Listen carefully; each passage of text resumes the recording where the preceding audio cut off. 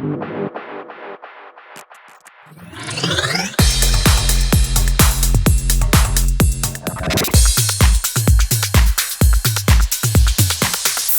back to the AAA podcast, the show that gives you access to all areas to everything music, nightlife, and everything in between.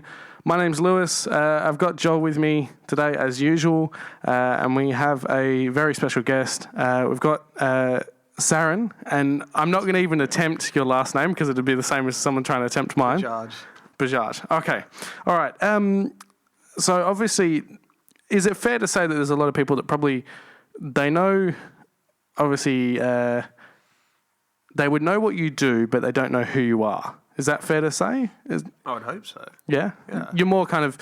but for anyone that doesn't know, and forgive me if I get the title wrong, the creator and the founder of Origin, is that correct? Yeah. How have you seen the growth of the festival? Because it's been going... This is the 11th year? 12th, yes. I think, yeah. 12, yeah.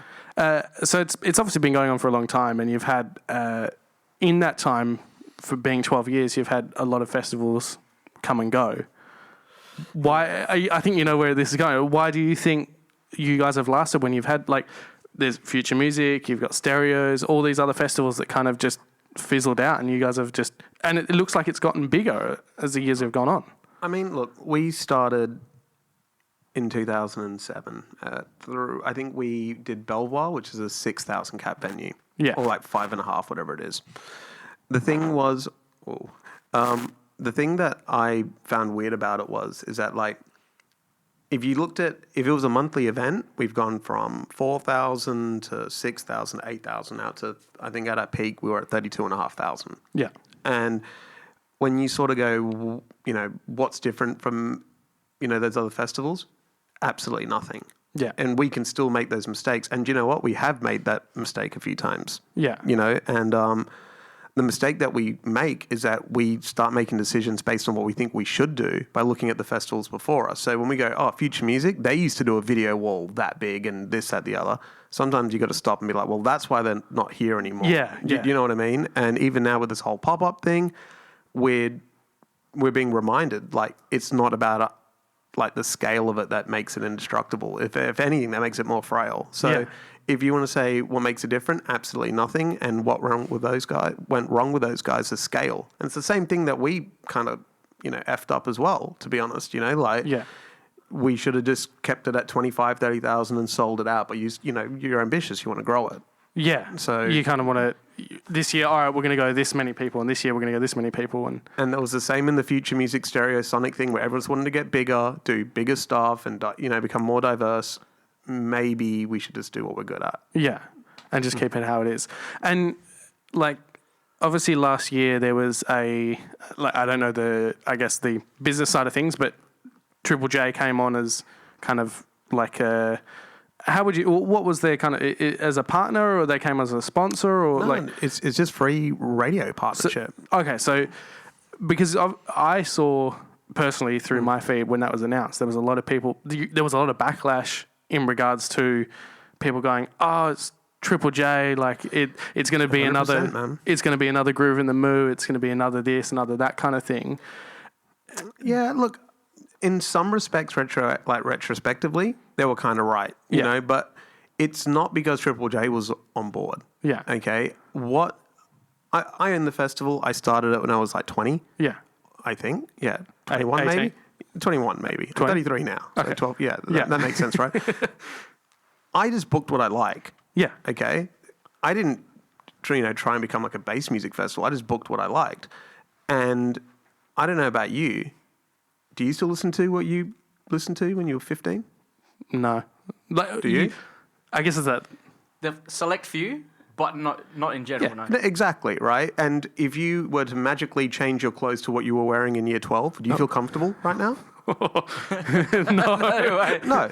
So if you imagine it for me, I'm 33 years old. Yeah. And I've got guys coming up to me and talking to me about Mr. Underground bass music act that they think I should bring. And I'm like, well, I get it, but I don't personally feel it because it's 12 years behind. Yeah. You know what I mean? There's still drum and bass tunes that come out now that I'm like, fuck, that's insane. You know, but, it's not like I'm sitting there listening to Mr. Underground. So to wind it back, I hear what you're kind of saying. So the Triple J thing, they don't tell us what we book, okay? All it comes down to is we get free radio advertising. Yeah. You know what I mean? In order to do that, you got to fit some criteria of not just being so narrow-minded. And the big thing is booking enough females. Yeah. And the drum and bass scene has maybe 2 or 3, or bass music scenes has 2 or 3 women in it at all. So if people forget about this, but a few years ago, we got slated out because we didn't have enough female on the lineup. So we had to broaden the music policy to encompass not only all the stuff that I like, but to make it more encompassing to people as well. Because drum and bass is dominated by white Anglo-Saxon middle-aged men. Yeah. Okay. And we were just like, okay, well, we want to be part of the broader musical community. We want to do cool stuff. So we had to look a little bit broader. There's still some things on that lineup that I will never regret booking. Yeah. But then there's other things on the lineup I look at and I'm like, yeah, I'm not too sure that was the right choice. But over the 11 years that have been, I'm sure there's many times that you've, I'm talking about last year specifically. Yeah. But I'm saying, like, over the years, like, I'm sure there's been times in all of them where you've gone, oh, maybe I shouldn't have booked that, or... Look, as a promoter, there's things that I promoted that, yes, I'm not a fan of, but I can name all of them, and there's not a lot of them. So generally, I've always booked what I liked. Yeah. And it's always kind of, done well. Well, I guess that, the reason you're around, there is, I guess that it's a token to your success that those, if you could name, like if you couldn't name them, there was that many, obviously then there's... That includes Shape as well, where we book stuff every week, but I think what the biggest thing is why those festivals are not around is that we get too preoccupied with the glitz and the glamour of all of it and trying to be like America or trying to be like Europe. Yeah. Okay. In Australia, when you went to Big Day Out, it was just a shit show of an organization and just really big acts, and it was awesome. Yeah. And you would be there, and people's dads would be standing alongside them watching acts, and everyone did their own thing, and that was cool. Now everyone only will go to things that revolve around their personal brand that, I won't go to this festival or that music gets played. And I think that's a bit of a shame. It is very, they're not, and I don't know if this is fair to say, but I guess they're not going specifically for the music now. It's more the status of, like, for your festival in saying, like, Origin, I went to Origin or any festival they go to, like, they'll plan their outfit months in advance. It's to get that photo of them. Yeah, because, look, it depends on who you ask. Yeah. Most of the people I know haven't been to Origin and probably never would because they associate it with, like young, crazy kids and all the rest. Yeah. But the thing that's really sad about it is that those crazy kids that go to Origin, the core crowd, are super into music. They're never the ones who are at the front of a club getting drunk or off their head on drugs and fighting people. There became a point where dubstep and hip-hop just brought the general raucous crowd, and that's when Origin really started to blow up. And one of the things that I regret about that is that it brought an antisocial component to it. And that's something that we try... Like, people forget that not even 5 or 6 years ago, every club in this town played dubstep and hip-hop and all that kind of stuff. You know what I mean? Yeah. Like, people forget that bass music and underground music was the mainstay of every venue. Do you know what I mean? It's not like that in other parts of the world. So it scaled because I think dubstep and bass music had a global blow up. Yeah. But, some of the things that I regret is when we scaled it up, we kind of just opened the floodgates to anyone and everyone. And that's kind of where I think sometimes we got to be a little bit smarter. Yeah. There wasn't, I guess, not as much vetting in regards to, it was just, here you go. If you're trying to sell 30,000 tickets, you can't vet no one. Yeah. You know what I mean? And, you guys work in clubs. How many times do you see the owner standing out there with a half-full club and going, "No, you don't look like the kind of person I want. Catch you later." No, but you know what? It used to. At Shape, we used to do it. There was a time when enough people were going out for that to be a thing, but it's not that. There used to be a club night where you couldn't wear a certain brand of Dorset. You couldn't wear Ed Hardy and stuff. You know what I mean? Like, people were strict about that. I do even remember there was clubs even when I first started going out, and you had to. There was. If you weren't wearing, like, these days, obviously, there's just the standard dress code, but it was like you had to wear specific, like, it had to look a specific way. You had to wear collared shirts, you have to wear the shoes. Otherwise, you wouldn't be let even now. Even haircuts. I remember, is rat's tails and mullets still a thing? Because Yeah, I remember the bouncer used to actually behind the scanner or the little kind of boothy thing they would have a pair of scissors and they'd Yeah. be like, you can chop it off and come in. If not, we used to have that at Shape as well. Yeah, Okay, I've seen people. There was literally, I remember walking past the club and someone. they'd have some scissors. Yeah. They were literally like, you can come in, but you have to cut that off before you're allowed in. Yeah. And it's, But isn't that crazy? Like, if you listen to, I don't know, trance or whatever, and you rock up to a trance club and they say, hey, you're not dressed like a trance person. Like, isn't that fucking crazy? yeah. Like, do you know what I mean? But back in the day, when you went to a club, you went there to listen to the kind of music that they were playing. Yeah. I don't know when that changed. You know, like, it kind of has, but Yeah. now everywhere plays top It's 40, right? That trendy element that you guys just said. Like, I'm not saying it happens with everyone, and I'm not saying it's a particular place that attracts it, but you'd be like, how was it? Can't remember. Who was there? Don't know. You know what I mean?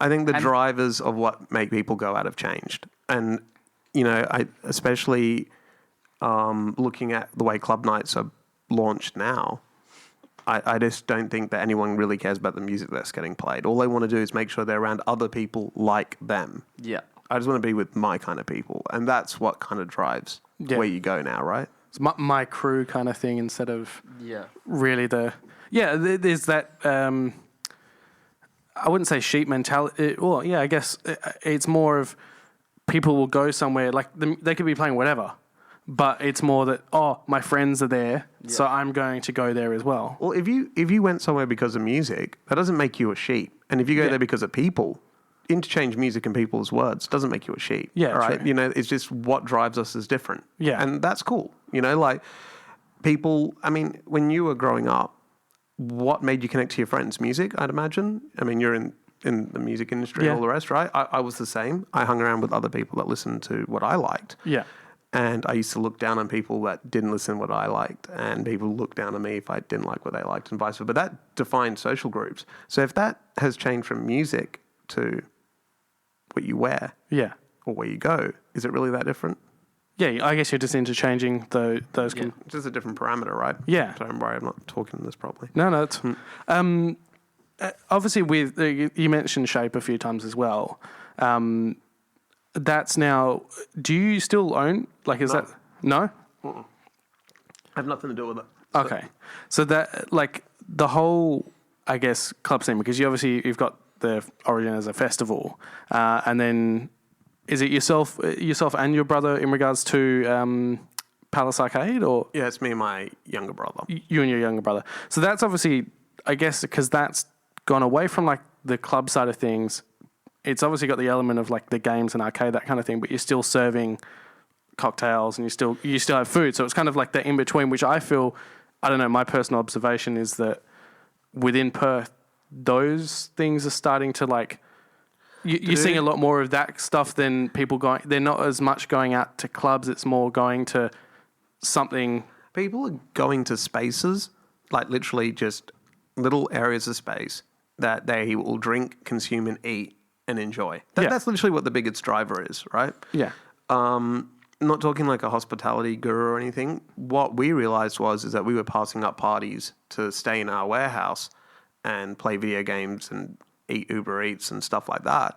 And then we were like, well, it'd be good if there was a spot like this. And what you're finding is like, look at even Amplifier turning their, thing into a bowling alley and all the rest.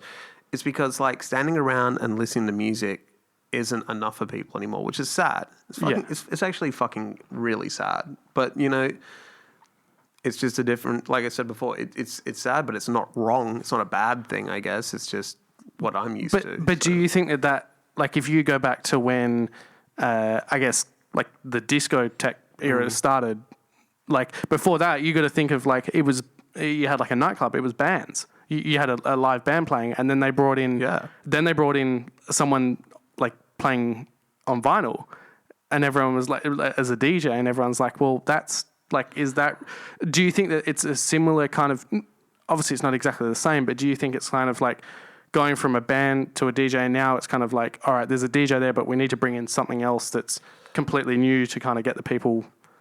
Look, the death of band culture in Australia was testament to the same thing that's killing music now.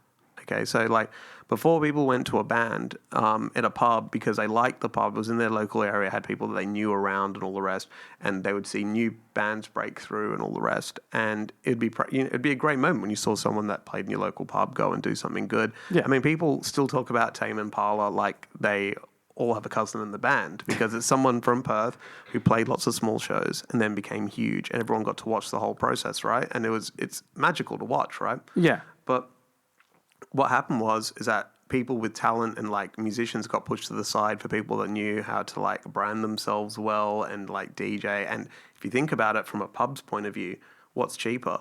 Bringing in 5 dudes, feeding 5 dudes, giving 5 dudes a drink and guest list, all the equipment, or some dude who's willing to rock up with a van with everything that he needs in the back of it, and you pay him $150 and he plays for 8 hours, and he markets the night, and he does this, and he does that. Yeah. That's what kind of killed, club culture. Yeah. Band culture, and now we're seeing club culture get literally smashed up on the very same grounds. You know, like there was a point where you went to clubs in Perth and you would get like free pizza or free burgers or free this, and I used to joke, I was like, when is it going to get to the point where like you get like, when you go to a party when you're a kid and they used to give you like a little bag, like a lolly bag. I'm like, literally, that's the point that we're at. Yeah. You know what I mean? And that's when I decided to shut down Shape, where I was just like, you know what? I'm not going to let some 18, 19-year-old kid feel like I owe them for Something. coming out and to build something for them. So that's when we just kind of called it a day. Yeah.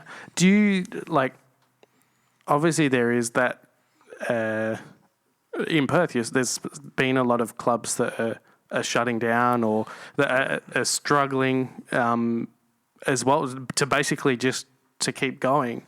Do you think that like, obviously you were speaking before about the shift in music as well. Do you think those things, when there was like a genre-specific venue, that they're only playing this and they wouldn't play anything else, they're not going to change, that kind of... No, I reckon there was more reasons for it. Number one, a whole bunch of people had no business owning nightclubs, bought nightclubs, me included, okay? But at least I was kind of dedicated to trying to make it work. Yeah. What always happens when you see a new club get taken over? Someone dumps a bunch of money into it, they have a big grand opening, they have their own nights, and then it goes downhill, and then they'll bring in another promoter.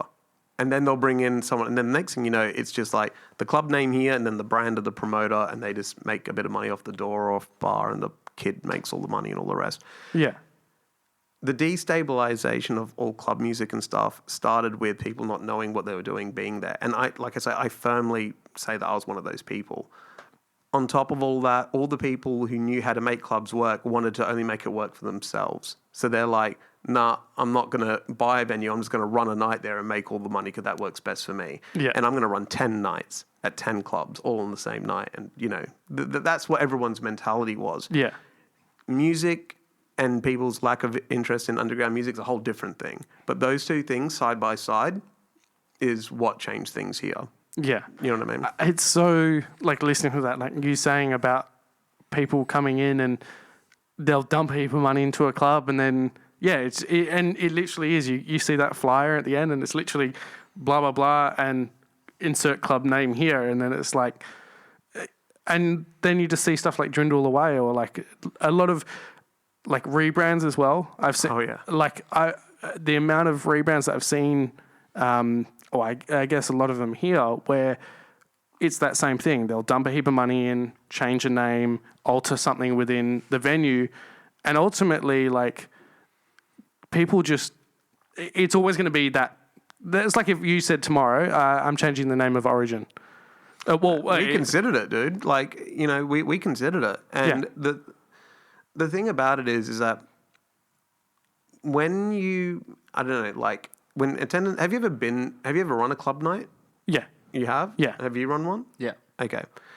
What's the worst attendance you've ever had? Maybe, I think for me it was probably around 100 people. You're lucky. Yours? Probably would have been half that, but the venue could have been half the size. When you stand in a venue and there's like 3 people there and it's your night, there's a feeling there that no one wants to ever feel. Yeah. Getting out and doing it again and again and again is demoralizing.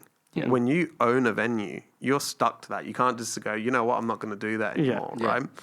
When you're a promoter, you're just like, hey, no one came.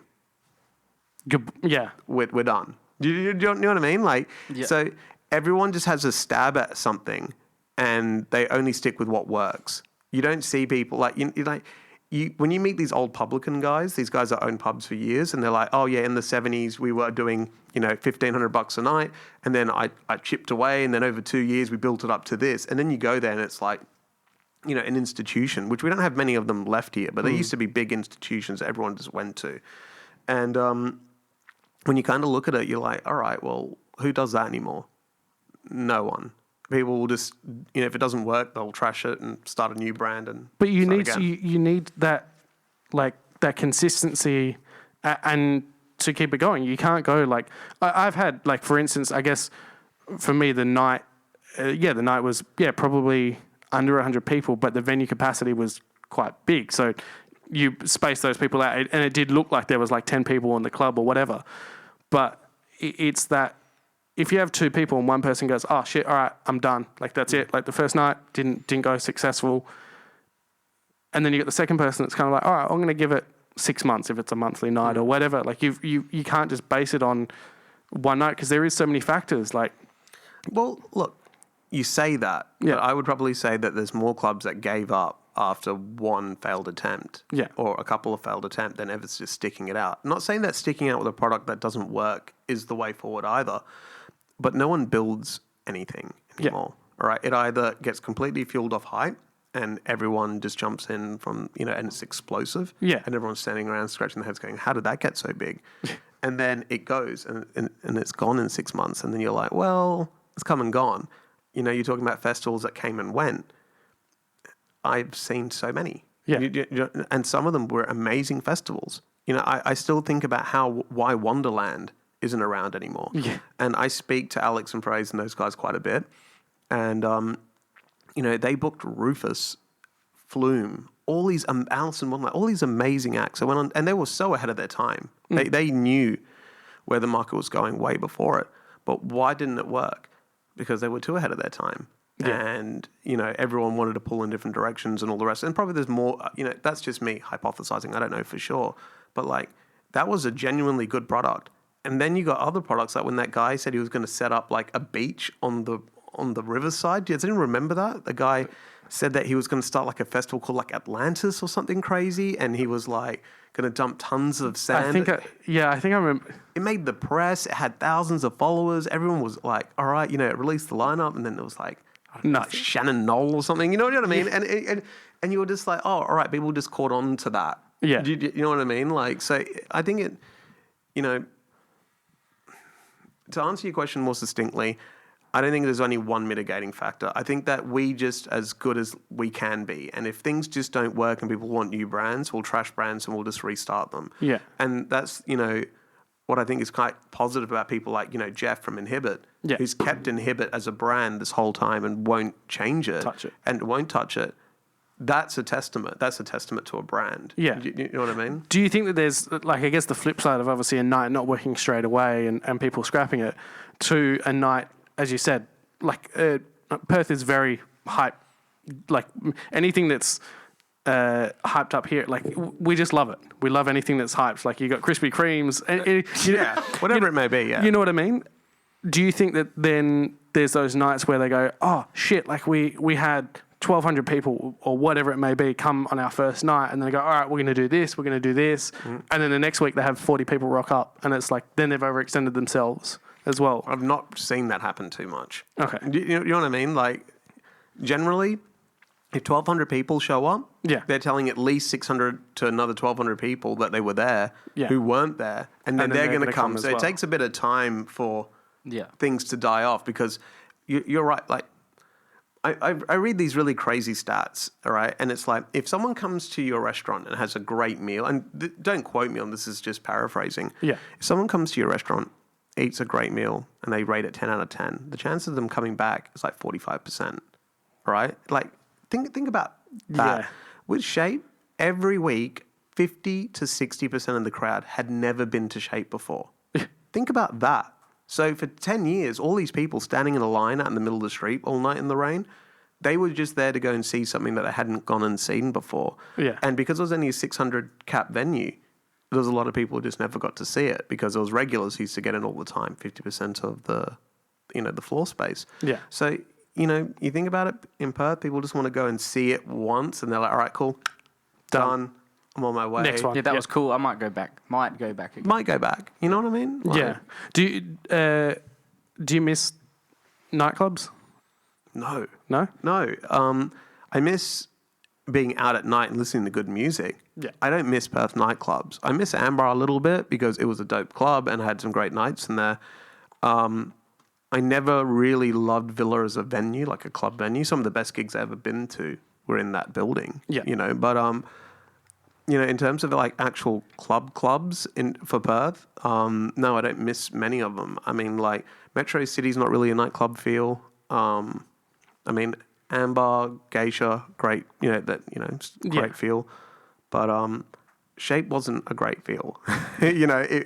So I don't miss it in that sense, no. I never got to go down there, but I used to live probably 30 seconds away. I lived in one of the apartments in East Perth. Yeah. So I used to drive, like when I moved there, I drive past every day. I'm like, what is this? And then people would be like, oh, this is open X amount of years ago or whatever it was at the time. And it's like, but I used to see it all the time kind of thing. And it's like, it's so weird that where that is as well. Like, Shape's not near anything. Dude, it was a point of destination thing for people who are into music, and that's it. And you know what's really fucked up? Most of the people there weren't into music in the first 3 or 4 years. They were just part of this electro scene that just wanted to be out, you know? And then it went all bass music and then a real community, I'm not saying that what we had there first wasn't real. We had some of the stuff that we did in the first 3 years was incredible. It's probably, they were the best years of my life, to be honest with you. Yeah. But when you look at it now retroactively, you're like, all right, well, a lot of those people were just there to be there. Do you know what I mean? Yeah. It wasn't... To be seen, basically. Or Yeah. Why clubs? Why promoting? Like, you started Origin when you were in your 20s? Yeah, I think I was 21. 21, yeah. What... I'm 20. It's real simple. I love drum and bass through and through. I was a huge drum and bass fan. A friend of mine, Paul Harding from Pendulum, he obviously was in the band. They started blowing up, and through him, I met people and all the rest. And his wedding was after Pendulum Live played at Belvoir New Year's Eve, the year before Origin started. Okay. So I went to his wedding down in Mandurah, and you're driving down there with people like Sub Focus, Will from Chase and Status, all these people that are your idols. And we got along really well. And then the next year, the promoter did their show the year before, wasn't able to do the show again for whatever reason. Different people will tell you different reasons. And they asked me if I, wanted to do the show in April of 2017 to bring the live band out. And that's how we kind of got into it. But the first act I booked was Matrix and Futurebound at Old Bar Open. You don't know where Bar Open is? So Bar Open used to be... Alabama Song. Do you know what Alabama Song is in the city? Next to, Okay. Yeah, I don't know. All right. So, yeah, I mean, you're talking about clubs that have been and gone. Yeah. Bar Open, man. That was where I did my first show. Matrix and Futurebound, April 27th, 2007, I think. Oh, wow. Yeah. Was that, so are they in the city or Northbridge site? That's in Northbridge, man. So... Do you know they used to do Canvas and stuff? Do you remember those clubs? Canvas rings a bell. Yeah. So, let's say all right, let me just try and find a geographical location. All right. So, you know where the Brass Monkey is? Yep. Yeah. And do you know where the 24-hour Pho place is? Pho place on the opposite corner? Oh, the Vietnamese joint. Yeah. Just on the corner. Block, but behind. Yeah. So, on that block, there's a strip club. Yep. Right? Penthouse. It's right next to the strip club. On that same it is side of the road. It's on the next bit, next building. The next building. But there's nothing on it because the entry's from the laneway on the backside, and it's called Alabama Song. Oh, wow. But before that, and Joe's Juice Joint, but before that, there used to be Bar Open. I remember, I've heard Joe's Juice Joint. Yeah, I've heard that. So, wow. So that was another club. Like Jeff from Inhibit did a load of shows there. And yeah, that's where I did my first show. Yeah. Do you think, like, so I'm 23, Joel's 26. Mm-hmm. I think Darby's 21. Yeah, 21. So he's your age. Do you think that with the industry how it is right now, as whether it's Perth, Australia, whatever, do you think it's possible for someone to, I guess, if they had everything that you had, same contacts, that they could replicate what you've done in 2019 versus when you first started? Or do you think the industry's... It's a tough one. The first time I booked Noisier for that show, I think it was like £4,000. Back then it was about $6,500 plus all the flights, everything else. When you look at their fees now, the fees haven't changed hugely. I mean, like they've gone up a lot because obviously they become bigger acts and all the rest. But I think that no, I don't think you could do it, and it's not because of like a lack of talent or anything like that. There's a whole bunch of people in this industry that are willing to work for no money. Yeah. Okay. The other thing is that the way that artists make money has changed. Back in the day, you would make money from selling records, CDs, MP3s, whatever. Now you just get streams, and you got to make all of your money out of one pot, which is playing live. Yeah, touring. And unfortunately, because every artist is so incentivized to play live, there's a lot of people that are incentivized to be there in order to enable them to play live, right? So in my humble opinion, in Perth, probably not. Yeah. In Australia, yeah, and it's happening. I mean, look at FOMO. FOMO Festival was, an ex-touring assistant at Fuzzy, who does Listen Out and all this. Yep. And he set up his own shop with his wife, and they built an incredible industry, like, over 3 or 4 years. Yeah. And it can happen. Yeah. So... Because that was only where was it based? It was in... Brisbane. Yeah, it was a Brisbane... Yeah, because I remember...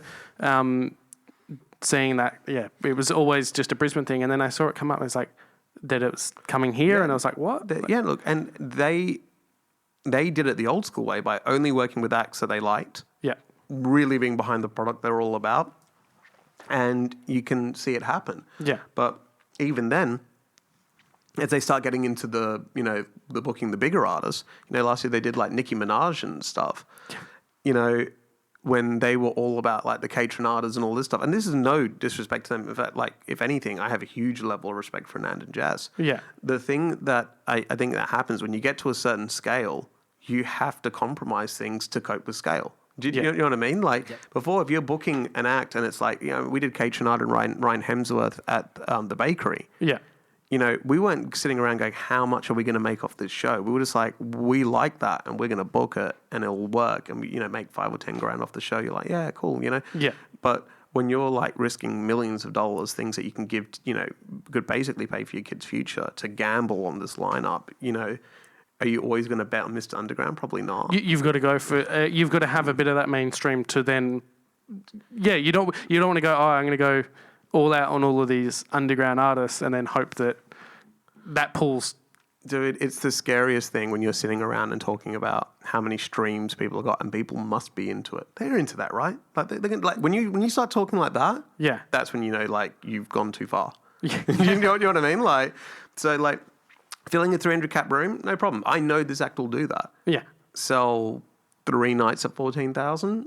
It gets a little bit more intangible then. Because I remember speaking, I can't remember who it was that we spoke to, and I've seen it before, that was saying that they'd had 100,000 streams on a song. Yeah. And to bring that up, it's kind of like you look at it as, that's not necessarily 100,000 people. In a sense of like, that's not necessarily 100,000 people in Perth, or that's not necessarily like, you look at the population and that, you break that down, that's not a lot. Dude, the streaming thing is such an interesting one because we booked Khalid last year, who's currently the most streamed artist in the world. But we've learned this in the past before. So like, I'm going to use a really good example.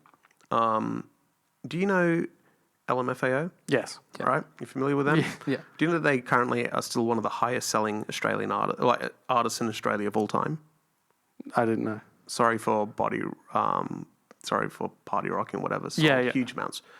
Stereosonic booked them one year, and they went to 75,000 people in Sydney because everyone wanted to go and see that. Leonardo DiCaprio got on a bike apparently and rode down and bought a ticket at the gate to go and check this out. This is only hearsay from one of the organisers. Don't know if it's true. Yeah. Hope that it is. The thing about it is that they were like a global phenomenon and everyone wanted to go and see it. But now you hear of these global phenomenons that have like billions of streams, right? And everyone thinks that they're huge. I can tell you that I have paid for streaming numbers in the past, as in I booked an artist purely off how much they've streamed. Yeah. Here's the correlation between it. Just because you stream a lot doesn't mean that anyone's going to your fucking shows, okay? Straight up. Because you know what? Like when Major Lazer crossed over from dance into whatever, they still put music out that could bang in the club. Do you know what I mean? Yeah. And in an underground club even, you know, they used to work or they have good remixes or whatever. But then it changed into this point where all this music or dance music is going on to like streams and everyone's listening to it on the radio. And it's like Sharon is 45 years old cutting hair at the thing going, oh yeah, I love this new Marshmello song or whatever. Yeah. No disrespect to Marshmello or anything like that. But, you know, it doesn't mean that when Marshmello comes that Sharon is going to leave her kids, her kids and go and see him at Origin, for instance. Yeah. He has done Origin, you know. Yeah.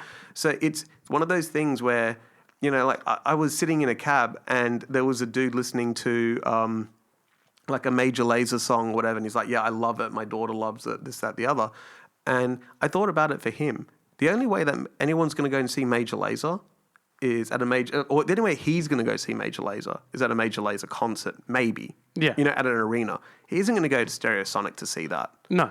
So, you know, while all these artists blew up into wider categories, it didn't mean that they were increasing their pool of people that are going to listen to them live. And that's where all of this is misleading.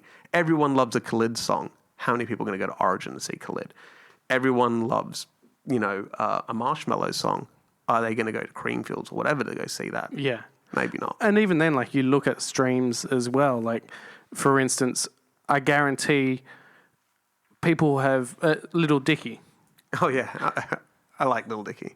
Yeah. His, so Earth, right? I guarantee, or even his, what was the other one? Freaky Friday. To be honest, I only like two or three of his very early songs. Yeah. But I just know he's a G. But like so the one that he had Chris Brown on, and this new one that he's done, right? So he just did one, Freaky Friday. He started about two or 3 years ago, and he released Earth, which was a couple of months ago, and that had like, I think I've seen that. Bulk. That's a gimmick. Yeah. Yeah. But the amount of, like, I guarantee there's people that have heard Freaky Friday, they've heard Earth, but they have no idea who he is. But you look at the versus the streams that you see, like, or the views that he's getting on YouTube for those songs, that doesn't equate to people rocking up at his shows. Well, how people consume music is different, right? When you went into a CD store, Sanity or whatever the fuck it was back in the day, you went there looking for something specifically. Yeah, there was listen stations, but you weren't going and, you know, picking up the vinyl because, hey, this looks cool, I'll check this. It didn't work like that. Yeah. Okay, so now we get algorithms to tell us what we should be listening to, or it comes through, I don't know, some channel that someone's already paid for, you know, soundtrack in a burger store or whatever. Yeah. You know, so of course that's going to happen. Of course some good piece of music from someone that you have no tie to you're going to hear someone go, hey, I just like that song. And that's why we have so many people that just have one song and they come huge and then go again. Or they have a whole bunch of songs that sound exactly the same. Yeah.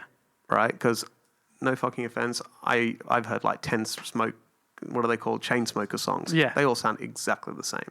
Do you know what I mean? Like, it's just one of those things. But at the same time, it's like, to them, you look for them specifically, or any artist, they'll go, all right, this worked. Like, we made, like, this track blew up. Let's do something that's... Let's do it again. Let's do a similar sound, again, the same result. Yeah. But why are they doing that? Are they doing it because they're afraid of having a song that doesn't do well? If that's your motivation, don't write music. Yeah. All right? And I like to consider myself a music fan, but I'm very fortunate for my brother. My brother plays like instruments and just likes music and went to SAE and all that stuff. We have completely contrasting points of view when it comes to music. You know what I mean? But I think that what his whole thing is, you just make it, and if it connects, great, and if it doesn't, it doesn't. But if you just want to put out a whole bunch of songs that sound the same, well, who's enjoying it? If you don't enjoy it, is anything real going to reach come from it? So I don't agree with that. And you know what? A lot of drum and bass people did the same. I'm not going to name names, but I'm sure that you will all know that a couple of people had a couple of big hip hop, not like hip hop, big hits, and then went down that road and then just wanted to write hits. You know what I mean? Yeah. And some of the best producers have all fallen into that trap where they're just worried about getting, A-listed and B-listed. And that's why I have such a huge amount of respect for Chase and Status, because they broke into pop before everyone. They were writing albums like Rihanna and, all sorts of crazy stuff. They were on the dubstep thing really early. And they, put out pop records, tunes with Plan B, and then they're like, all right, we're going to go and do a jungle album. And and look, they wrote a wicked album. Have you heard it yet? I haven't. No. Return to Jungle. Great. I know everybody's not going to listen to it in the car today, but it's a really good album. Yeah. And they weren't sitting there going, how are we going to have the next big pop record? They were just like, we're going to write this album. And this is for others kind of thing. Like, it's... Whether it's for them or anyone else isn't part of the conversation. And frankly, as consumers, it shouldn't be part of the conversation. You know what I mean? Like, someone puts out a piece of art and we either like it or we don't. You don't go to the Louvre, see a piece of art on the wall and go, this is fucking terrible. I'm going to leave a poster note underneath to let them know how shit it is. It just doesn't work that way. But because of that culture that we're in now, I can understand why people want to bank on the safe thing. Yeah. You know what I mean? Do you think that, like, with copyright and being like 2019, and I mean, music's as old as time, do you think by now just about everything's been done? There's only so many notes, there's only so many chord progressions. Like, that's what they were saying. Chainsmokers, for a good example, is, and that someone's done it before. They've put a video out and they're like, look at these. Yeah, that's just small number of That's chords. not just Chainsmokers, dude. Yeah, I know. But the same chords, Yeah. same 4 chords or 5 chords have built the entire pop industry. Yeah. I agree with that because you're right. We've been around for a really long time, whether it been smacking coconuts, whatever, programming synths. We've been into music a real long time. Yeah. And yeah, you're right. A lot of the great ideas have already been done already. But there's always something new to add to it. And there's always a way of doing things in your own way. Yeah. And that's when you see artists who, take these chords and do different voicings of them and do really incredible things or whatever. Yeah. But look, I think we are at a point where we are rehashing stuff, but I don't think that's ever going to stop. And I think we hit that point a long time ago. So I think that, we are going to keep rehashing, but it's up to us now to get more fucking creative. It's up to us now to come up with new groundbreaking ideas. And whenever a new idea does come along and it connects, the whole world takes to it because it's harder to get those new ideas. So in a way, yeah, you're probably right. We are rehashing stuff, but I don't believe that the creative journey's anywhere near over. Yeah. Yeah. I was going to mention before, obviously with Palace Arcade, I wanted to jump into that. You having... So you I guess the arcade collection, is that like yours and your brothers, or was that something that you kind of... I bought arcades. Yeah. I got some fucked up Peter Pan complex. And my brother was working in petrol stations at the time. He owned a few. Yeah. And he went to some bars in the UK and he goes, this is what they're doing in the UK. And I was like, all right, cool, man. He goes, we should do it. I was like, all right, man, we'll do it. And then he left his job. And then we were like, okay, well, maybe this is the time to do it. And I always loved that venue, Dominion League. I just thought it was the coolest venue out. But unfortunately, there wasn't enough going on there to go out of your way to go there and have a quiet drink or whatever. So we bought the venue, Ben Tour from, I forget that bar down on the beach in Scarborough. Ben Tour is this bartender around town, Ben Fierce. Yeah. He... I told him I was looking for a venue, and I told him that was my dream venue, and he was involved with setting that venue up. So he called the owner and said, hey, I got a guy that's looking for it, and that guy was willing to sell, and we cracked a deal and got it done pretty quick. Yeah. So it's me and my bro.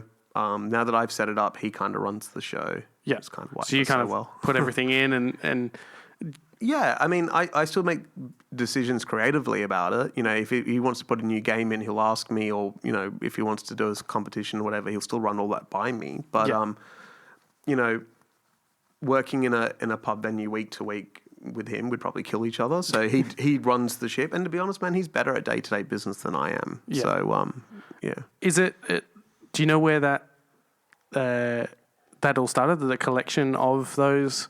Yeah, Because you've got a couple. Oh, I think we got like 300. Yeah. Yeah. So, but I didn't have that many always. So I had about like 50. Yeah. Now, it's still quite a bit. It started, I think, around... I was staying with my friend Saul from Chase and Status, and his roommate used to make these amazing emulator games, you know, where they have like 1,000 games in them. Yeah. And he used to sell them to like the Saudi royal family and, you know, like just like really high-end bullshit. Yeah. And I was like, we should bring that business to Australia. And then as a result of that, you know, I was kind of looking at the tech, and I just started looking at old cabinets, and I was like, oh man, this stuff is so cool. And then in the end, I ended up like only buying one game, one cabinet things, because I thought the multi-game thing was kind of shit. You know, in the long, like, it was about the idea that you have this huge machine, But it's got one. it plays one game, it makes like 5 sounds, and it's like got all the art on it. You know, that's where it kind of started. So I started with like a Space Invader, like a Simpsons and a Turtles. You know, like the usual shit. You know? Yeah. What's the most expensive one that you've ever, or can you? A Star Wars cockpit. It's about 10 and a half grand. Oh wow. Star Wars upright. That's easily afford a $6,000 machine, depending on who you ask and where you sell it. Yeah. Some of the, I got a Nintendo Versus, which is like 2 Nintendo games that are like built into one cabinet, and you can play multi games. It's probably like maybe 6 to 8, but like nothing crazy. So they're not 50, 100, that kind of. Like obviously, I'm sure there's ones out there that. No, I've got some old Chicago coin stuff like 1940s, 1950s, where it's all mechanical, like steel ball throwing games. You know, maybe 20. You know, like for like a bowling game or something. But like, nothing. Would you ever put that stuff in? Yeah, I mean, we would. I think that when we open Vic Park, we'll put some more old school stuff in in Northbridge. But I think we'll probably wait off a little bit longer, because we probably do one small venue for like really, really high end stuff. Yeah. But I don't have a problem with it. I mean, at first I was really precious about it, but now I don't really mind. Is it more now that you've seen not the reaction, but the way in which they're treated? Because obviously you're basically going, here's my collection of arcade to the public. Just do whatever you like. Were you worried about obviously that? I was petrified. I was petrified, right? And I would see people like, you know, leaning on things and cutting, you know, kicking on things when frustrated. It used to drive me mad. Or like, you know, yesterday I was there and there's some kid just like hanging off the, you know, pinball spring, and I'm just like, and the mum's just, you know, letting the kid use my games as climbing machines. But you know what? It's a commercial endeavor. They weren't like, I hoard a lot of shit, and if it was up to me, I would just have a warehouse with just possessions in it and just me scribbling about in it. But I think it was healthy to get them out and get people using them. And man, I'll be honest, there's people there that care about that stuff more than me. Yeah. So for everyone that bangs stuff up and drops a pint in something, there's a dude who'll come up and be like, hey man, that rubber stopper's not right. I'll come and fix that for you. So it's towing the line. And those games are designed to be played. They're not just sat in someone's room, you know, like. And to be fair, there's probably a lot of people that this is the only opportunity they're going to have to see those games. Or like obviously younger kids, like, you know what I mean? Like it's for younger kids, there's no arcade. Like No. Like they're not going to experience it or see those games unless there's a venue like that. That's not why we did it, though. You know why we did it? We did it because we got tired of, like, I get tired of going places to see things that I don't care about. You know, so like we'll go, I don't know, to like Chevron Gardens or whatever, and everyone's just standing around in this big beer garden and go, well, what is it that we're actually doing? Yeah. You did like, we're standing around and drinking, and then you're talking about like all these like great environments and stuff, and like Chevron Gardens one of the best outdoor experiences in WA bar none, you know. But I used to sort of sit there and go, well, what is it for me that that brings me here. There's nothing much. And then what happened was I started going like bowling or like batting cages and stuff with my mates. And I was like, all right, we're all engaging in something here. We're not all on our phones and all the rest. And then we started thinking about venue ideas a while ago before the arcade thing even came up. And I was like, we wanted to do something that's more interactive where people sort of forced to interact. Yeah. And the reason why I love Palace Arcade is, yeah, some 18-year-old Balenciaga'd up young kids will come in and they'll love it. You'll have 40, 50-year-olds, 60-year-olds drinking, scotch and loving it as well. You'll have people that young families and they'll enjoy it. That's all great, but I think probably the best thing about it is that I don't see many people on their phone there. Yeah. Do you know what I mean? Like I've been there. I've been there 2 or 3 times now, and every time, funny enough, there was someone that was there full Balenciaga. Yeah. But in saying that, when I went there, every time, like me and my girlfriend went there and played a few games and that kind of thing, and it was nice just to like do something, man. And you don't go on your phone, like even watching other people. Everyone's just, if you're playing a game, everyone's watching you and seeing what you're scoring, or like there isn't that. I think there's just something about being in an overwhelming space that isn't overwhelming because of like, I don't know. When you go to a nightclub or whatever, it's really overwhelming because there's a lot of people. It's really loud. You're knocking into people. It's yeah. I mean, you got like 2 people per square meter. Like you're getting close, right? When you go to Palace, it's close, but you're not worried about what anyone else is doing. You're just worried about, can I get a drink? Can I eat? Can I play a game or whatever? Yeah. When you go to a nightclub, you're kind of always taking into account of like who's around and what. Like there's like a huge social component to it. So like. Sometimes me and my mates go there on a Wednesday night, like my closest friends. We'll have a few drinks, we'll play games together. Sometimes we'll go to different parts of the venue and play different things or whatever. But that catch up is more enjoyable than like going to just like a straight bar or going to a straight pub. Do you know what I mean? Like, I don't know how to describe it, but like when you're at a pub, you're always kind of like mindful of what's going on around you. There, you kind of just get lost. No, 100%. You're looking at whatever the game may be, whatever it is, and it kind of you just have those. I know exactly what you mean. Like the amount of times where when I'd be playing games, and I remember there was a group of us it was a birthday, and there was heaps of people behind me, but I was just like, you're in the zone, dude. Yeah, that's it. And like you're talking because it's like loud, like a nightclub. You're talking to your partner or whoever you're with. You know, ordering food or whatever. But like, I just find like we were just always going somewhere and we were creating the fun. Yeah. Do you know what I mean? Like if we went out and we just weren't in the mood to talk, then the outing was shit. And that's why, people talk about like hospitality dying off. I just think that people don't know how to have a good time anymore. Like, do you know what I mean? Like, it's weird. What is it that, I'm guilty of it, but yeah. But I think that these days the reliance is on more of, I guess, like drugs is always a part of the nightlife industry or the music industry. Like if you're saying that it's not, you're hiding under a rock. But I feel like these days that's more of people rely more heavily on that than they do about the experience of going out. They'll go, I need to take this so that I'm going to have a good time. No, do you know what it is, man? Our threshold for stimulus has just been dramatically increased. Yes, drugs and stuff is one thing. Yeah. Like one factor. But I don't think it's like one thing that can, like, not one thing can just topple everything. So, like before, we weren't just looking at high resolution screens all day. Even think about this. When you were a kid, think about how long it took for a photo to load. All right? And now we've got photos that wipe, flash. As soon as you swipe, you can look directly, no time to load. Our mind is just used to, we need stimulus and we can get it instantly. Yeah. All right? So, the problem that you kind of get into is that your demand for stimulus is so high that you can't enjoy something that's just a baseline thing. Yeah. So we just did a basic bar with a very basic premise. Pizza, video games, and drinks. And it just meant that you had something to do as well. So, like that, I just feel that right now, we've just all got so much content. Like, people sitting at work all day, they're listening to podcasts or whatever.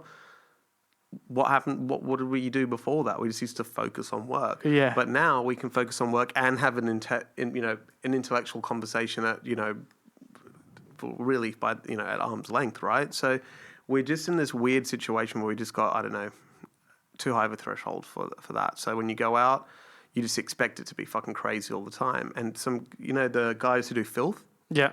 really cool guys, really smart guys. They were telling me about EDC and about how overwhelming it is. And I was just like, I don't know who plays at EDC. I don't think many people do because it's a full alphabetical bill. Yeah. No one really knows. No one looks at it and goes, "Oh, Tiesto, I'm going." It's not like that. Yeah. But they're just saying everywhere you go, it screens and it's this and so. And I'll go, well, of course, that's encompassing sort of look at what America's like. It's just crazily overwhelming. Everything and is. that's where everyone goes. We're going to what's the other one where they build like the big stages, Tomorrowland or whatever. Tomorrow. I think everyone's going for the big stage, but yeah. Yeah, everyone goes to the big stage, but like. Tomorrowland's That's the big massive, stage. Yeah. And I'm just kind of like, that's cool, but like, we're looking at a set, like a set design here. It is. Yeah. Because they're stupidly big, like. Oh, dude. And a few years ago, we were thinking about doing that kind of shit at Origin. Yeah. But it's because you're like, oh, this is a great idea and I need more stimulus. And, do you fuck, man? Like, just go out and enjoy the music. Talk to your friends once in a while. Is it that bad? Like. So you've got the Northbridge venue at the moment, and then you've got another couple coming? We've got Vic Park coming, which is opening in the next few weeks. Yeah. Fremantle, we've got a space, but my brother wants to decide what he wants to do, whether he can be bothered doing more or anything like that. So, whether you stretch yourself too much or, Yeah. Do you think putting this style of venue on, you've managed to pull people out that normally wouldn't have come out? Yeah, look, a lot of people just needed a place to go that weren't stylistically intimidating, So you get dudes who drive up from wherever the fuck, dress however they want, and they don't feel alienated there. Yeah. And I'm pretty proud of that. But the other thing is we keep them small. Like that, the Northbridge one's like 200 cap. Vic Park's 200 cap. They're all like 200 cap. So we're not trying to do like big, massive ones. A warehouse kind of. Yeah. No, that was, at one point that was on the cards. And, some guys have announced they're going to do 3 stories of it and stuff. I know how hard it is to maintain 50 games, in one venue. I wouldn't sign up to any more. But let me ask you, why do you think it pulls people out? I think it's because it's like a niche market. You are so nightlife in general, yeah? You got fans of a particular thing, and you're appealing to the people who it wouldn't normally appeal to, so you're giving them somewhere to kind of go. But, all right, so let's say this. Nightlife is down, right, economically, and so everyone is just doing a very, very general offering to make sure they don't alienate anyone. But then you're saying we're really niche, and I'm going, oh, well, we don't alienate anyone. So in itself is very contrasting, because the idea of niche is that it closes itself off and it's a little bit, segmented. But I really don't believe that to be the case there. There is a novelty factor to it. Yeah, novelty, but then as well, with the box being smaller, it's also larger. I agree. And, it's like people, get upset about the whole pop-up thing. And I'm like, dude, if a 4,000 or 5,000 person event can cause you that much grief, your offering wasn't probably that strong in the first place. And I just feel, and that's another thing about Perth, everyone wants to be the biggest and baddest, not because it's the best thing business-wise. It's just like when you have a bit of success in this town, ego does get the better of you, man. And I'm very much guilty of that myself. So I don't know. It's such a weird thing. You think it's like much more niche. I kind of just see it as really general, if anything. But don't you think that niche is ironically, that the niche is the general population? Yeah. Like the niche is now larger than... Everyone's managed to copy-paste everything else. Dude, that's something... The cream rises to the top, okay? For a person who has been ripped off numerous times and... in some ways inadvertently ripped off people because, it's music and it's creative industries. We all take our inspiration somewhere.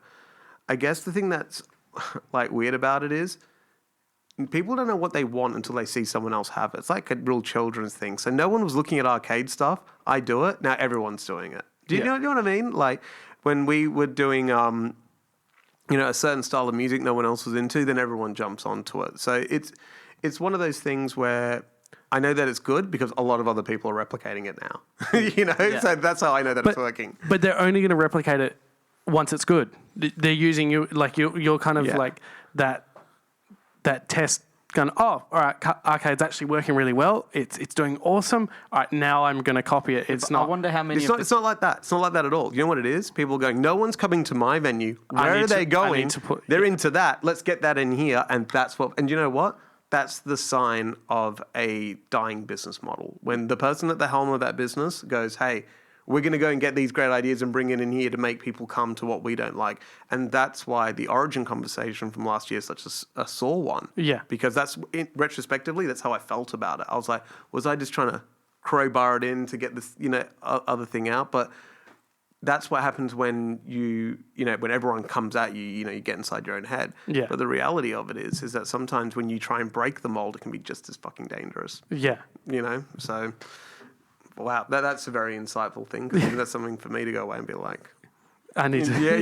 Which way does it fall? How many of those people do you think that I'm not saying that they're copycats and they're copying all sheep or anything like that, but people that have been like, oh, we might adopt that same kind of business model.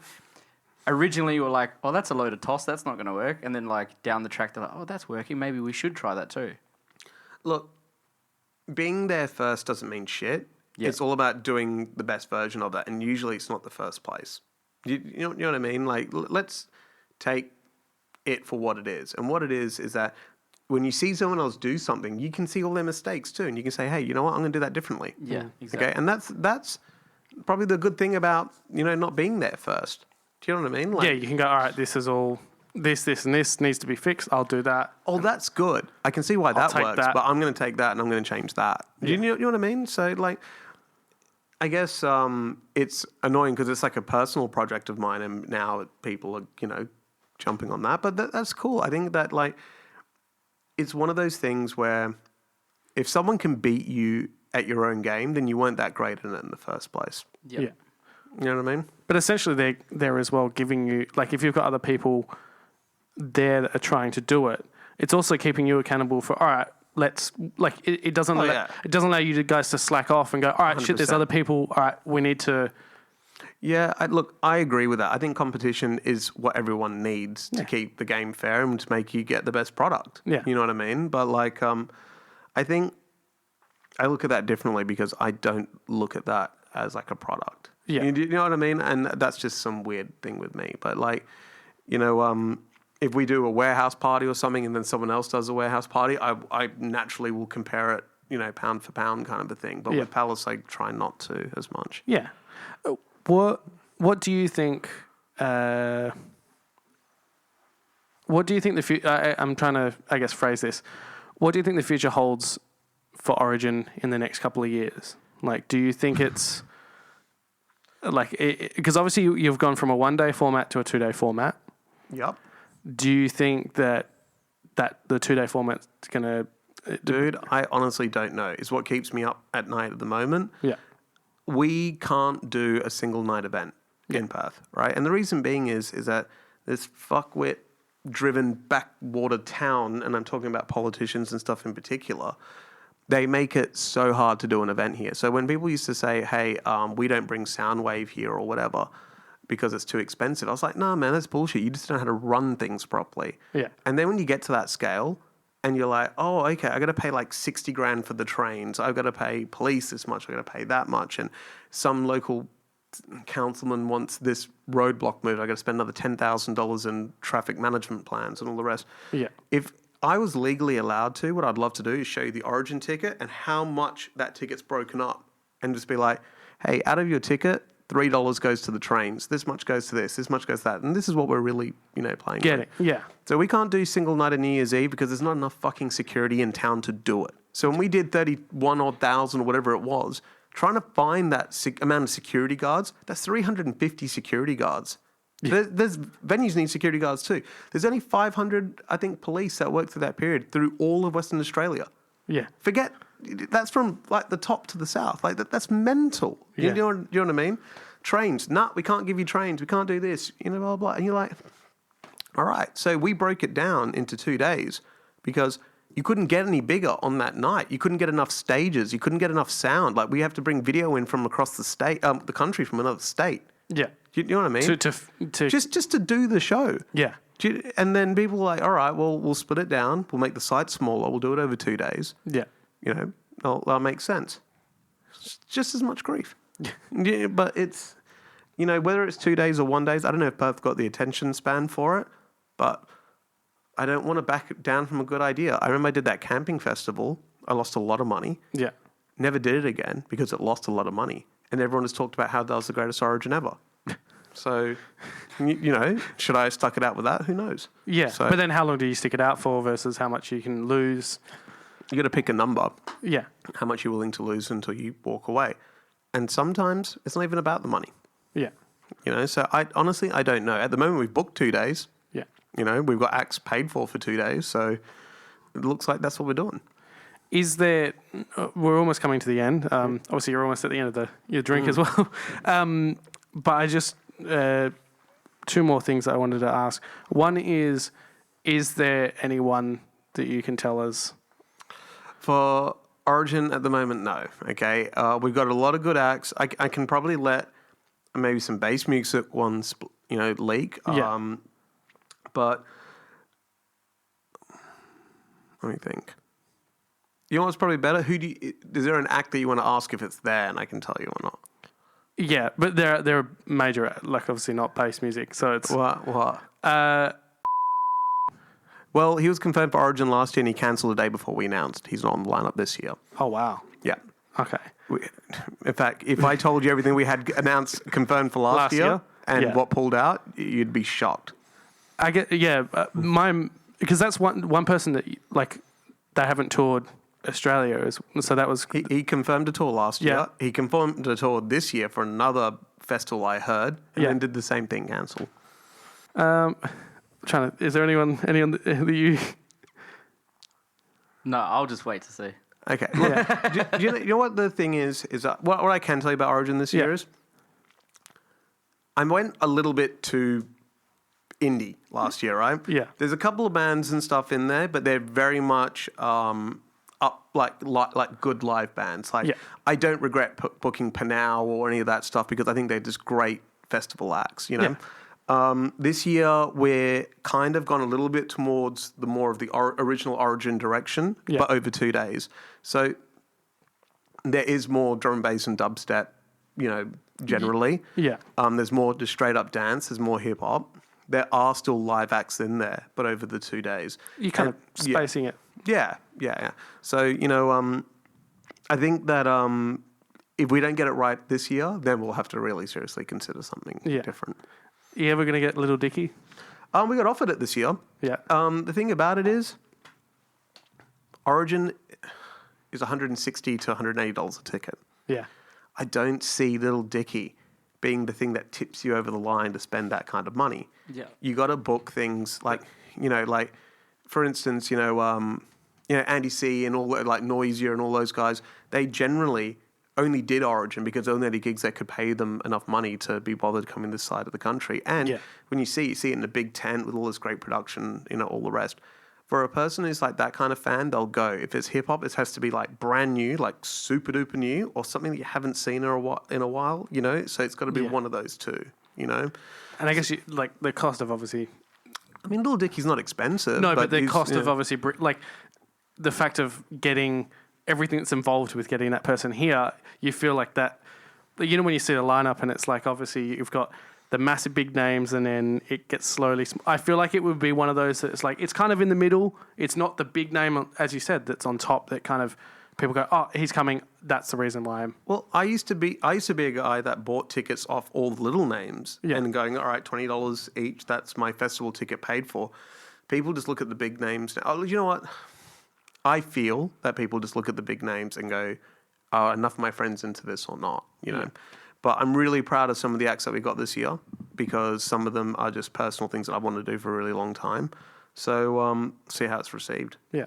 Well, when's the do you know? Look, we're looking about a month. Okay. About a month will be out. This will probably come out roughly Right around the same time. Yeah, Okay, cool. That'd be perfect. Well, look, we've almost come to the end. There was something. Obviously, we get guests to bring something in. I totally forgot to bring it. Yeah. We'll speak about that in a second. But is there anything else, Joel, anything you want to ask? I kind of give Joel the last question. What's your current relationship with like music yourself? Like, are you making it when you've got time? Dude, that's actually a really good question. I'm back in love with music for the first time in probably about 3 or 4 years because there's new projects that are coming out that are super exciting and super cool projects to listen to, you know? So I don't make music. I'm not musically trained in anything. I listen to a lot of records and I've got, you know, my decks at home and all the rest. I go in and out of mixing music at home, you know, some months a lot, some not at all. But I'm listening to a shitload of it at the moment. You know, even now I'd listen to Return to Jungle for the second time on the way down. Listened to, you know, a couple of other new albums that have come out. I just listened to the new Freddie Gibbs Stream, pretty good album, you know. Yeah. So you listen to a lot. You kind of, so you fell back into that kind of. Yeah, man. There was a point where I just I couldn't do it. Like even if someone sent me like a brand new tune of theirs, I'd listen to it, but like intro, drop, and then in, and then I'd. You know, but it's kind of like the chefs don't really like making their own food in the sense that your business is. No, my business is organizing events. Yeah. All right. Doesn't mean that I can't love music. Yeah. And it's probably better for the business if I'm like that. But like, I just felt music got real stale there for a minute, man. Like, I don't know how you guys felt about it, but I mean, what do you listen to predominantly? At the moment? Yeah. Well, it's actually kind of weird because mostly I used to be into like the hip hop genres. Yep. And then what happened was I was started making music myself. Mm-hmm. And then I found I didn't enjoy making those genres. And I don't know why. It could be because I preferred to be a fan rather than someone who made it. So then I started producing more like housey kind of tunes. Okay. And then through that, my love for those genres grew. Well, I'm still... That's cool. I'm still a fan of the hip-hop genres, but I prefer to stay a fan rather than try and make it and then I don't enjoy it as much. Dude, I felt the exact same way about drum and bass. But the thing about drum and bass is it's probably one of the most technically hard music to make, as far as I could tell, you know, from my limited knowledge. I didn't want to sound like a cheap version of someone else. And we actually talked about this before the podcast started. I never really wanted to DJ out, make music, or do any of that because you either become a promoter or you become an act. Yeah. I didn't feel you could do both. But to answer your question, I'm listening to a lot of music again. I'm fucking enjoying it. And it's not stuff that I would ever expect listening to. I listen to like pop, to random stuff. My brother sends me a lot of music.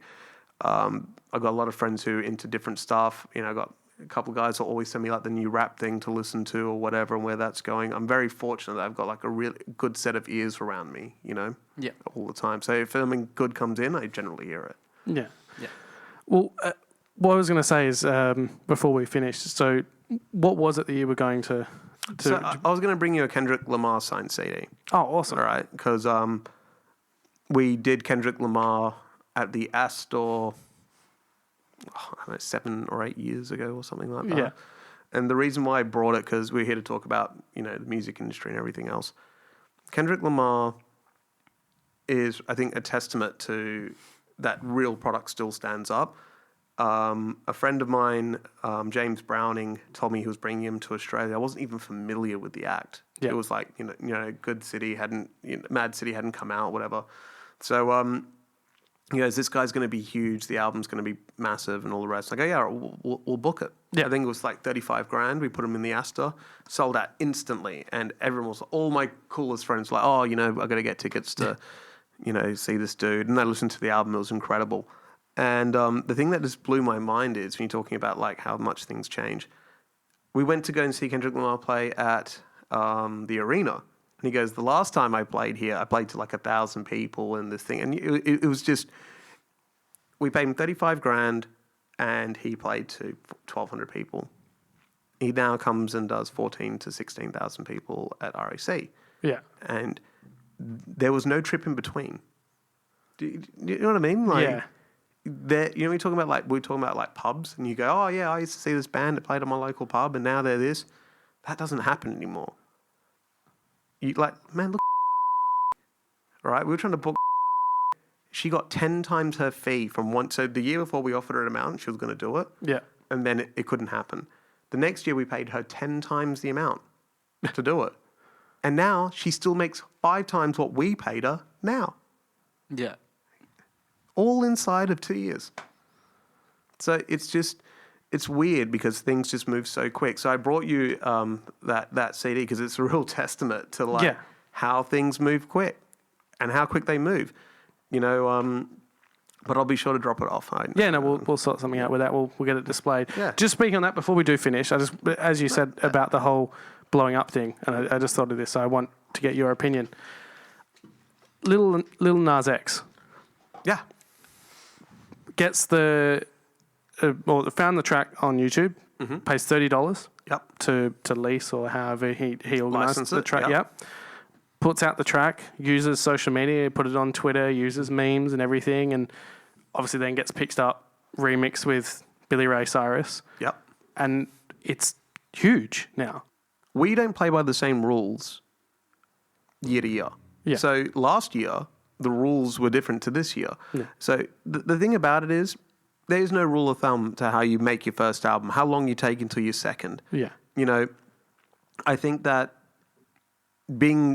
thinking there's a rule book is kind of half the problem. Yeah. Okay, so there's a great Frank Zappa quote, or I'm going to paraphrase it. Yeah. And he goes, in the 1950s, the most amount of experimental and cool music was being, produced. And the reason being, because back then, record executives were sitting behind a desk with a big cigar going, I don't know, just print it, and if it works, we'll print more. And if it doesn't, we'll cut our losses, we'll make some other stuff. Then something will blow up really big. And they'll go, this hippie music's really good. Bring a hippie in here. And then the hippie comes in, and at first they don't let him do much. Yeah.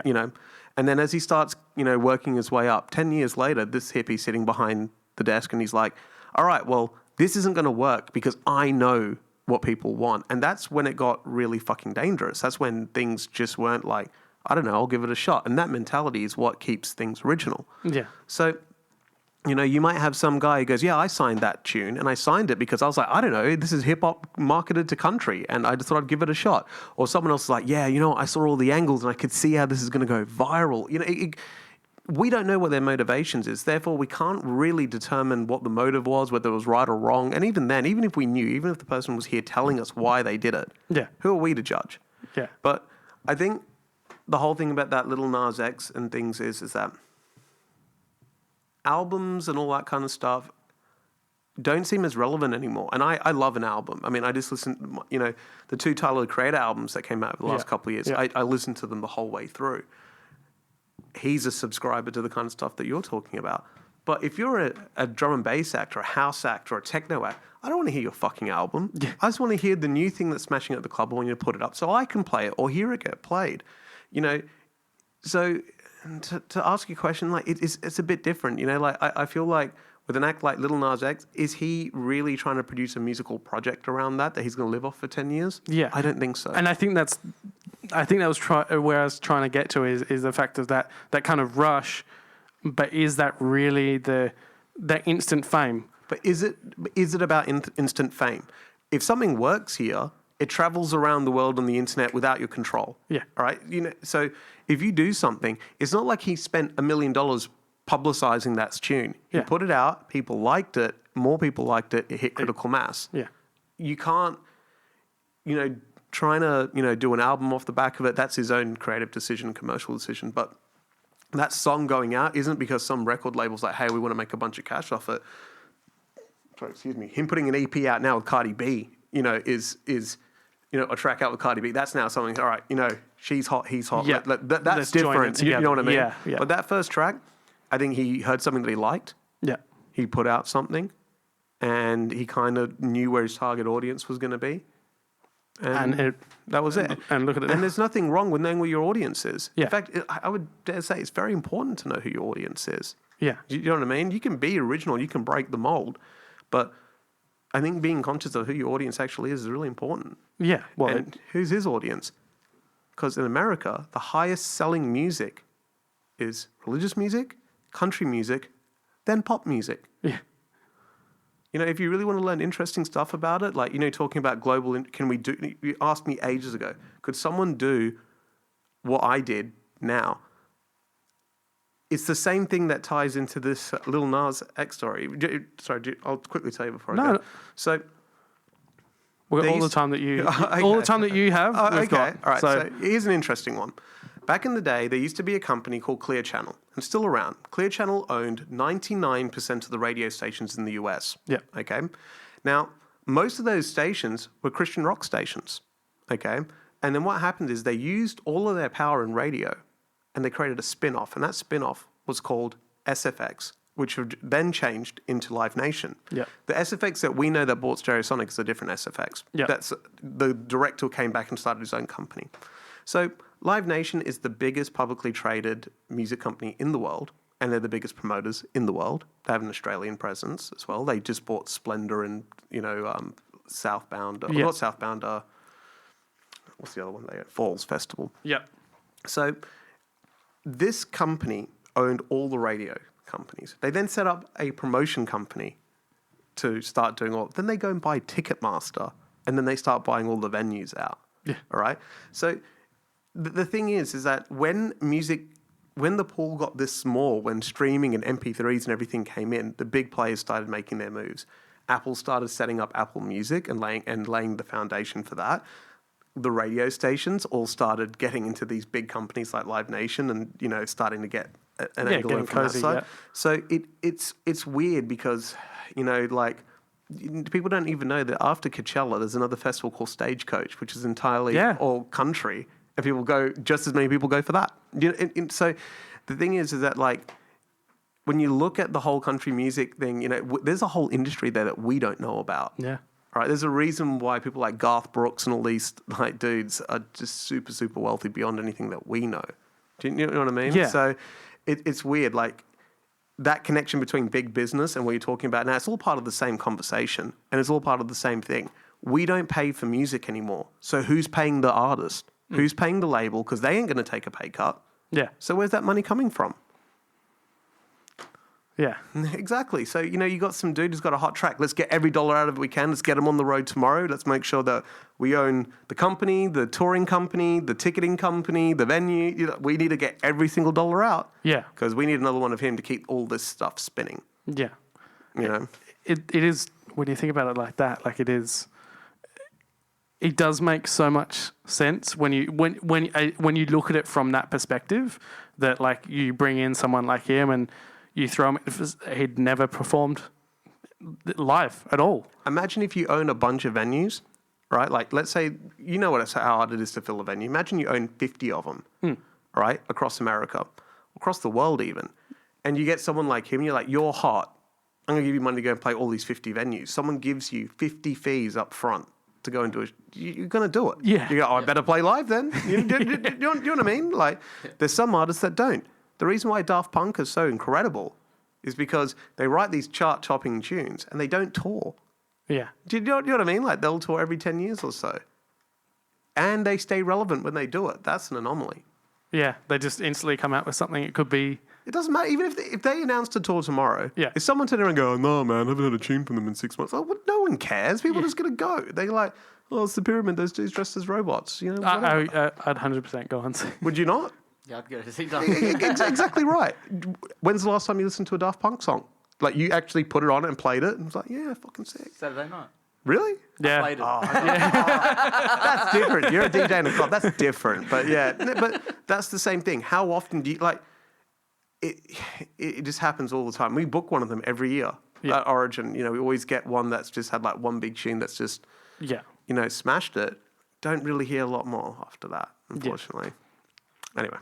How many times have you hassled to book Daft Punk over the years? Dude, we any booker that knows anything about anything is that you don't email Peter Elliott asking to book Daft Punk, because it's look, they probably know when they're touring and they probably know who they're touring with. Yeah. This is not something that you just throw out there. Get in there and go, hey, here's a lot of money. Even if you offered them a silly amount of money, I don't think it would change anything for them. And this is what's funny, have you guys seen this new Drip Fest festival that's been announced? Yeah. Do you know what I mean? I've seen that. I've seen stuff on socials. Would you go to that, or? I don't understand the whole premise of this one. What? There's a Drip festival Fest? called Drip. Have you seen it? No. Sometimes I live under a shirt. I know that's good enough. I mean, like, all I'm saying is that there's certain acts, no matter how much money you throw at them, they just, it just doesn't matter. I personally wouldn't go. I looked at it and... What's the premise of it? The premise of the reason why I brought it up is that there's this new festival that's bringing out all these new rappers. Okay. Yeah, right. And okay. if you want to be a new festival and you want to do something at scale, you got to pay people more to do it because, you know, risk versus... It's risk, right? From the artist's point of view. If you're going to play a shit festival, you might get your money, but it can mess up your career, you know? So, like, there's just certain people where money's just not the driving factor. I don't know. I don't know the Daft Punk dudes. I don't know their managers. I don't know anyone. But I would imagine that they don't care too much about money. Yeah. you know what I mean? Like, I really... Is that someone over the years you would, like, if... I mean, like, did you go to their last show here? No. No. Because how long... That would have been a very long time ago. Yeah, sure. Because I remember when I was 17, I was doing kickboxing, and the guy said to me, he was just like, "Oh, I missed their show like a couple of years ago." So that could have easily been over 10 years. Wait, what year is it now? 2019. Unless they came Yeah, it was 12 again. years ago. It was 12 years ago. Okay, yeah. Yeah, so, I would have been 11. Well, think about this, right? Like, those guys, the Esplanade was still there. You know, where Elizabeth Key is now, that's where they played. It's a fucking hole in the ground now, guys. So, yeah, it was a long time ago. But you know what? I went and saw it. I wasn't a Daft Punk fan. Yeah.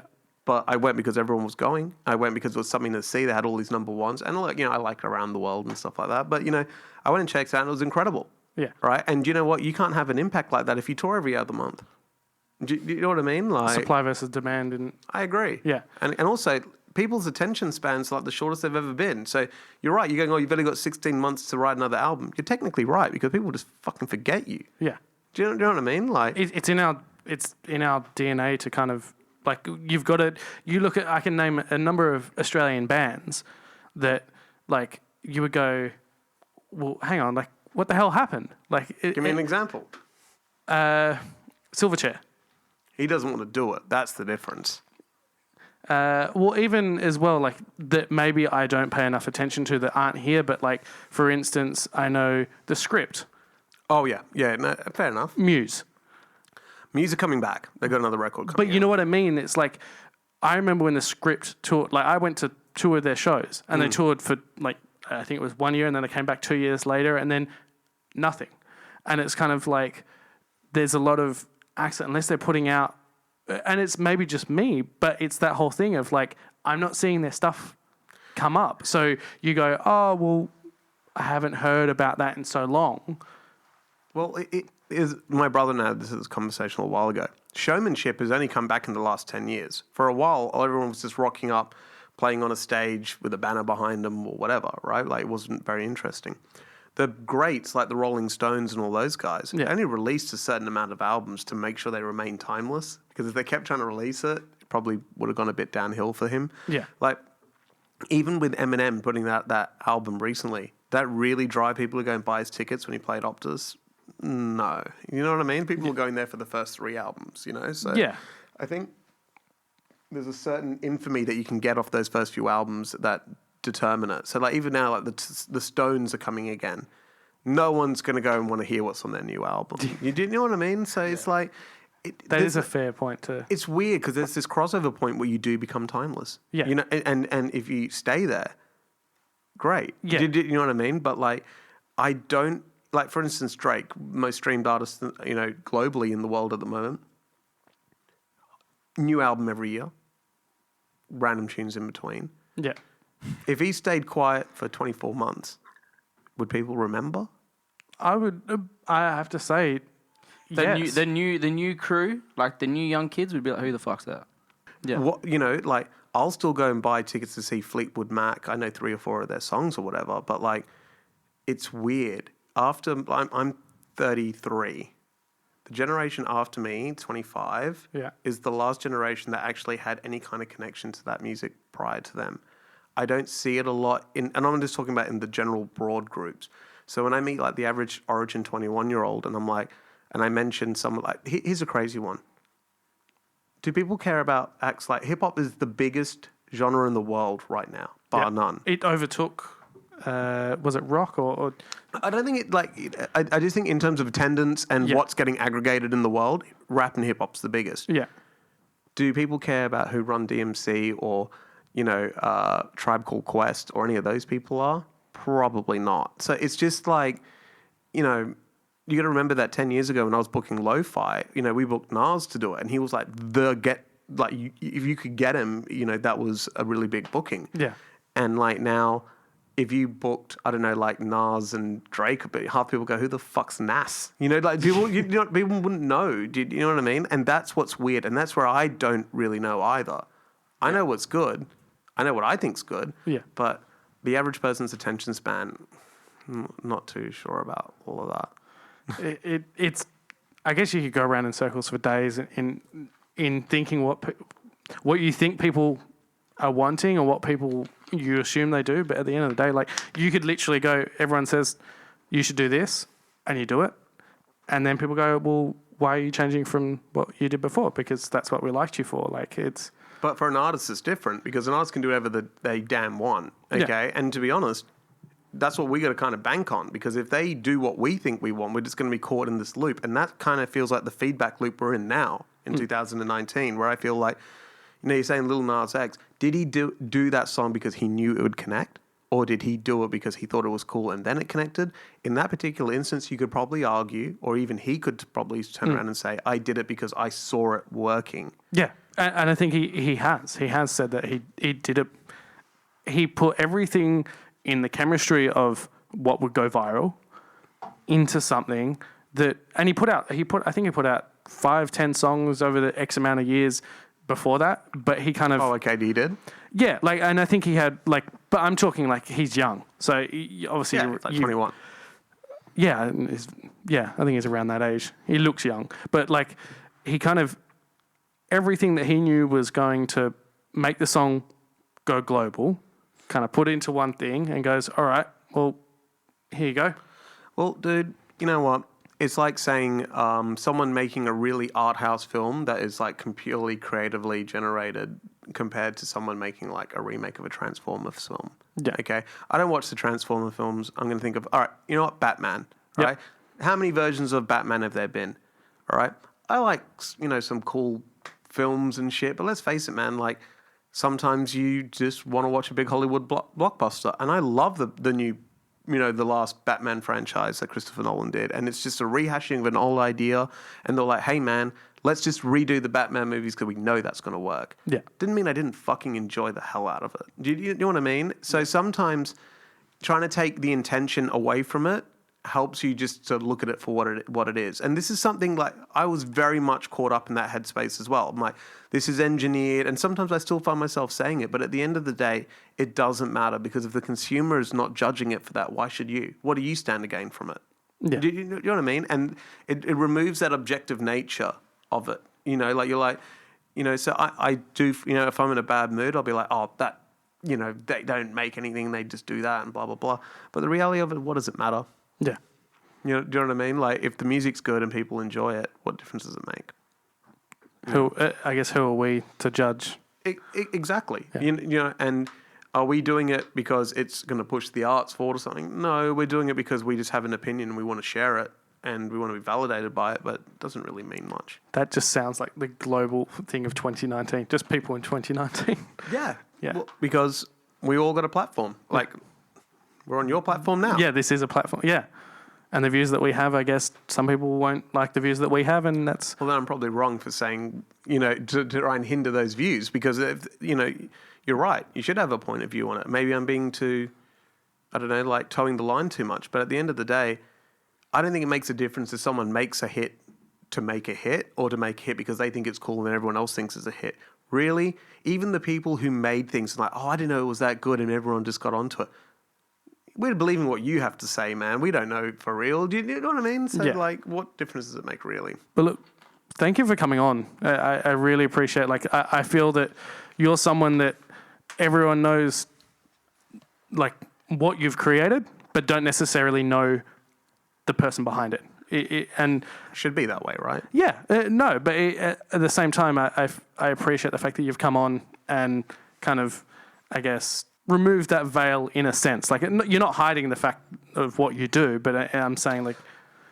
Look, I appreciate you having me. I feel like I've been a bit off today. It's a Monday. Like Monday's always a bad day. But I think it's really good what you guys are doing. And to be perfectly honest, any way that I can assist in, getting you guys more people on the show, you know, let me know.